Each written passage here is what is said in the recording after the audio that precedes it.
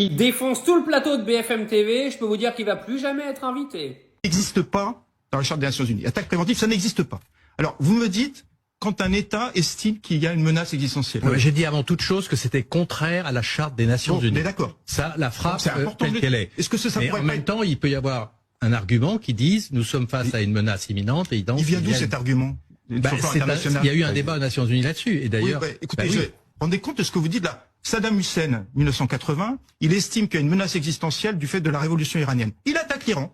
500 000 morts, 8 ans de guerre.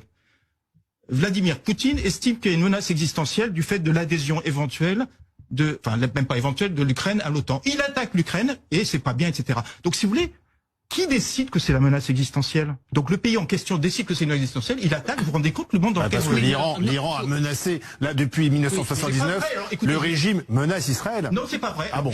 D'autre part, sur le point du programme nucléaire, il faut arrêter de... Non mais je parle des menaces. Oui, mais au-delà même ils du n'ont nucléaire. jamais menacé d'attaquer Israël.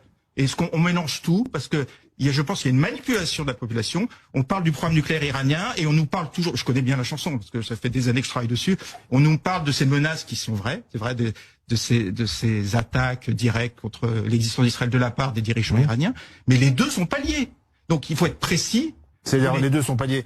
Diront, il n'y a pas de nucléaire militaire. Alors attendez, si vous voulez, il faut être précis pour les téléspectateurs qui comprennent bien. Moi, j'essaye d'expliquer, ensuite les gens jugent.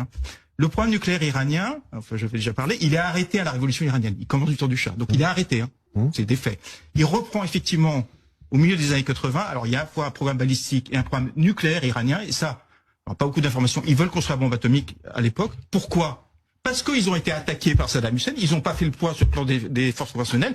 Tous les pays occidentaux ont été des Saddam Hussein, dont la France. Et le Conseil de sécurité des Nations Unies, j'en reviens au droit international, n'a jamais condamné l'attaque de Saddam Hussein. Donc ils se sont dit, notre armée conventionnelle n'a pas fait le point. On est seul face à tout le monde. Et le droit international ne protège pas. On a besoin d'une force de dissuasion comme la France. Donc, si vous trouvez un spécialiste de l'Iran qui peut vous dire le contraire, le programme nucléaire militaire iranien, il est lié à la volonté d'avoir une force de dissuasion. C'est quand même ballot d'inviter des gens qui sont beaucoup plus intelligents que toi sur ton plateau quand tu veux faire du lavage de cerveau à ta population. Oui, parce que c'est un peu le but de BFM TV, puis Truchot et sa bande de décérébrés qui racontent des conneries toute la journée. Là, se sont pris une petite leçon d'histoire. Moi, je le rejoins complètement. L'Iran aujourd'hui veut construire une dissuasion nucléaire et ils ont raison. Ils ont raison de le faire. Pourquoi Israël l'aurait? Pourquoi les États-Unis? Pourquoi la Russie? Pourquoi le Pakistan? Pourquoi l'Inde? Pourquoi la Chine? Pourquoi la Corée du Nord? Et pourquoi pas l'Iran? Parce que si tu t'en prends à l'Iran par rapport à son régime, que tu veux pas que ce genre de régime ait le nucléaire, va t'attaquer à la Corée du Nord dans ces cas-là, parce que c'est pareil. Faut arrêter en fait de me dire que la Corée du Nord c'est pas pareil que l'Iran dans ces cas-là, c'est la même chose. Donc c'est de l'hypocrisie.